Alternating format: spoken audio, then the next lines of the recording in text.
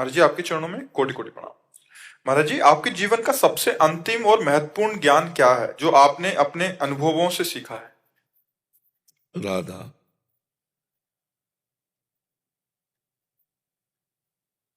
बस राधा अंतिम बोला है ना। हाँ, यात्रा पूछते, पड़ाव बीच के पूछते तो आपको बता, लेकिन अंतिम राधा, बस राधा महाराज जी आपके पड़ाव अभी जीवन लीला का है। अभी जैसे पड़ाव जो चल रहा है आपका, इसके बीच का भी क्या?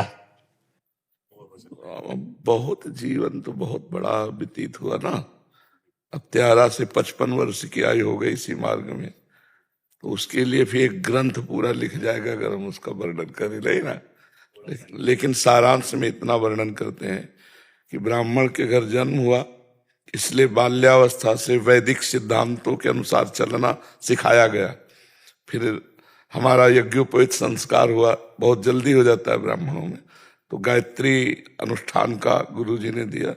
फिर नैष्ठिक ब्रह्मचर्य की दीक्षा हुई, फिर महावाक्य हुआ, फिर संन्यास काशी, फिर बहुत समय तक हरिद्वार के पहले से लेकर काशी तक इतनी हमारी यात्रा रहती थी, बार बार बस इसी के उसमें रहते।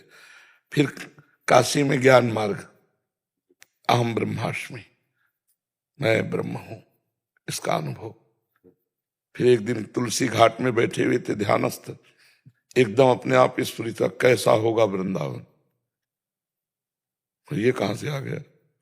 थोड़ी देर में एक संत आए, कहा रासलीला हो रही वहां, हमारी रुचि नहीं, चलो देख लो। चलो महादेव जी की इच्छा कह रहे तो रास ही तो देखना।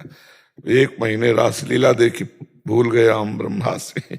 लगने लगा कि प्रेम ही सर्वश्रेष्ठ है, प्रभु का प्रेम सर्वश्रेष्ठ है। बस लगन लगी, वृंदावन जाना है। वृंदावन आ गए और यहाँ आपके सामने आखिरी निर्णय बता दिया, राधा।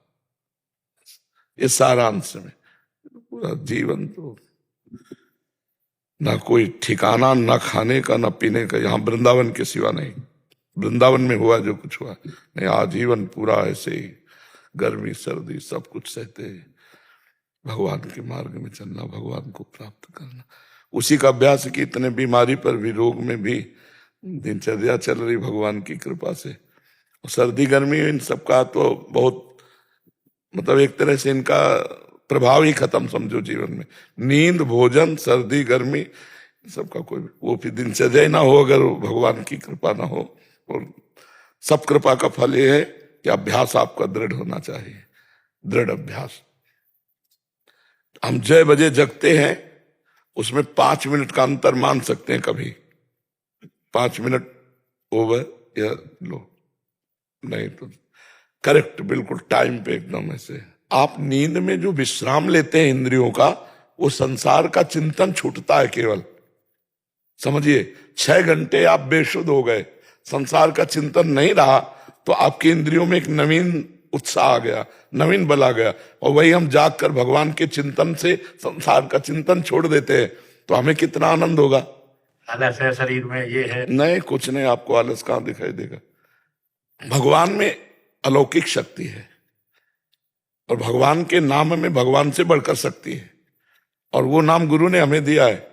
इसीलिए इनसे कहा अंतिम बात हमारी राधा है। सबसे पहला आदर्श कौन थे आपके? श्रीमद् भागवत महापुराण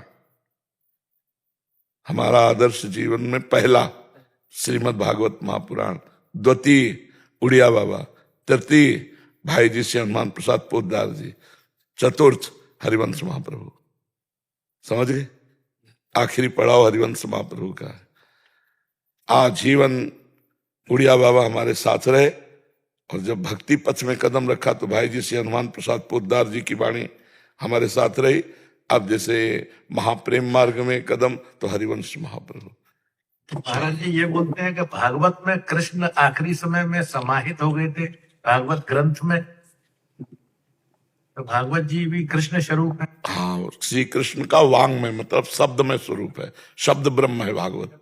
हाँ, शब्द ब्रह्म है भागवत, भागवत कृष्ण स्वरूप, कृष्ण स्वरूप ही है। अनुपम जी, राधे राधे गुरु जी। आदरणीय बाबा जी सादर प्रणाम। महाराज जी, मैं आपके दर्शन करके बहुत ही आनंदित हूँ। कृपया मुझे बताएं कि इंसान हर दिन अपने को अनुशासित रखने के लिए किस प्रकार प्रेरित करे अपने मन को। देखो, पहली बात तो सत्संग सुने तो हमें पता तो चले हमें क्या करना चाहिए, क्या नहीं करना चाहिए, हमारे लिए क्या मंगल है, क्या मंगल है। और शास्त्र स्वाध्याय करे, कुछ स्वयं स्वाध्याय करे, कुछ सत्संग सुने। जैसे गीता जी की टीका है, श्री स्वामी राम सुखदास जी महाराज ने बिल्कुल सरल भाषा में किए, नाम है साधक संजीवनी। और श्रीमद् भागवत गीता प्रेस से प्रकाशित है 2 खंडों में। तो रोज थोड़ा स्वाध्याय करे, 5 मिनट, 10 मिनट, 1 घंटा, जितना अपने पास समय हो। और नहीं समय है बैठ करके सुनने का सत्संग, तो चलते फिरते कान में लगा के सत्संग सुन ले। सत्संग अनिवार्य है। इसके बाद नाम जप करें, तब हमारे को पवित्रता हृदय में होगी और हमें पता चलेगा खुद कि ये करना चाहिए कि ये नहीं करना चाहिए। मन की हर मांगे पूरी करनी नहीं है, उनमें से कुछ पूरी करनी जरूरी है और कुछ बिल्कुल नहीं है। पूरी करनी जरूरी है, अगर नहीं करोगे तो मन तुम्हारा साथ नहीं देगा। गुरुजी, ऐसा है कि जैसे मैंने आपके बारे में सुना कि आप हर दिन 2 बजे जग जाते हैं, तो नहीं, जग तो 11 बजे जाते हैं। वो है तो 2 बजे हम गेट में आ जाते हैं। वो आपको हर दिन उस मतलब वही करने के लिए, और इतने लोग मतलब जो आप प्रश्न का जवाब देते हैं, वो आपको कैसे मतलब वो हर दिन की इतने सब आपके अनुयायी, बहुत अच्छा लगता है ये जान के कि अपने आप को वो कैसे करे कि हम मुझे ये करना है। इट मीन्स कि 2 बजे जगना, लाइक आप 11 बजे जगते हैं, उसी तरह 2 बजे जगना ही है, वो करना ही। जब लक्ष्य बन जाता है ना बच्चा कि मुझे भगवत प्राप्ति करनी है, तब ये सब अपने आप होने लगता है। ओवर टाइम भी आप काम करने लगेंगे और आपको थकान नहीं लगेगी, क्योंकि आपके दिमाग में एक संख्या बन गई कि मुझे इतना धन चाहिए, ऐसे मुझे अखिल कोटि ब्रह्मांडों का ईश्वर चाहिए। मैं भगवत, जब बच्चा थे हम लगभग 13 वर्ष के, तो हमारे मन में एक संकल्प बना था कि अम्मा मरेगी, पिताजी मरेंगे, ये सब मरण धर्मा, प्यार किससे करें हम, मतलब पूर्व जन्म का कुछ रहा होगा, मैं किससे प्यार करूं, कौन अपना है। जिधर देखो वो हमारा मन तुरंत कह देता ये भी मरेगा, तो घबराहट पैदा हो जाती। फिर गांव में हुई भागवत, भागवत सुना, तब लगा श्री कृष्ण भगवान ये अपने हैं, तो अब इनकी प्राप्ति कैसे। तो घर में संत महात्मा आते रहते थे, उनसे सुनते रहते थे, और घर में बड़े भाई भागवत करते थे, घंटा 8 घंटा ऐसे, तो गांव के 2-4 लोग बैठ के सुनते शाम के समय। बस सुनते सुनते दिमाग में भगवान की प्राप्ति, बस घर से निकल पड़े। वही लक्ष्य पूरे जीवन, आज 55 वर्ष की आयु होगी, तो पूरा जीवन एक दिन चल जा।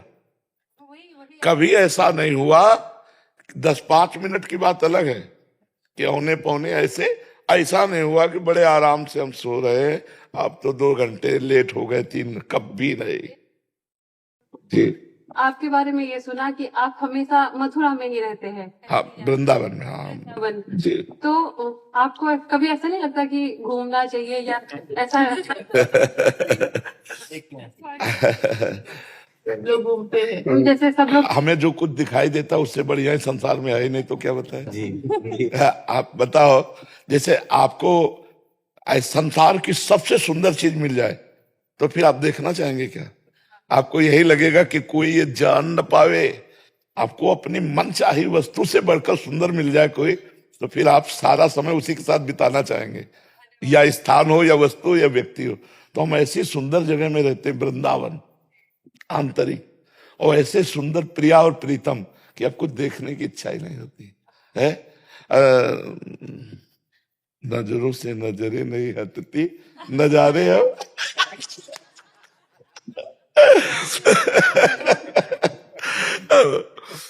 पिय मूरत नयनन बसे तेहि रस रहाय समाय। तो जिसको हम देखते हैं, जिससे हम प्यार करते हैं, उससे बढ़कर कुछ है ही नहीं। और वो ऐसी कुंज निकुंजों में रहते हैं, ऐसी सुंदर शोभा है। तो त्रिभुवन में वो माया रचित है और वो दिव्य चिदानंद है, इसलिए मन में ही नहीं होता कहीं जाऊं, किसी से मिलूं, या कभी जैसे हमसे पूछा जाता है आज आप क्या खाएंगे, तो वही घिया की सब्जी रोटी जो आप बनाते हैं। मतलब अगर हम ढूंढे ना कि मुझे क्या चाहिए, तो कुछ नहीं मिलता है। कि आज ये देखूं, आज ये सुनूं, आज इससे मिलूं, आज ये चखूं, आज ये जो प्रभु जैसे। एक ने कहा कि वैसे आप अपनी आखिरी पसंद बता दीजिए, क्या आप चाहते हैं? हम कहा राधा। अब वो कोई दे नहीं सकता। तो ये है जीवन का लक्ष्य जो है। हाँ, हम ऐसी जगह रहते हैं जहाँ बहुत सुंदर सुंदर सब कुछ है। नयो नेह नव रंग नयो रस नवल श्याम वृषभानु किशोरी, नव पीतांबर नवल चूनरी, नई नई बूंदन भींजत गोरी, नव वृंदावन हरित मनोहर, नव चातक बोलत मोर मोरी, नव मुरली जो मल्हार नई गति, सवन सुनत आए घन घोरी, नव भूषण नव मुकुट विराजत, नई नई उरप लेत थोड़ी थोड़ी, तो जैसे ही हरिवंश आशीष देत मुख, चिर जीव भूतल यह जोरी। प्रिया प्रीतम की समीपता, तो और कुछ देखने का मन नहीं होता। ऐसा कुछ हो गया है कि वृंदावन के बाहर जाने की बात सुनकर एकदम प्राण व्याकुल हुए। नहीं नहीं, हम जी नहीं सकते, सुनकर, जाने की तो बात जाने दो। जी।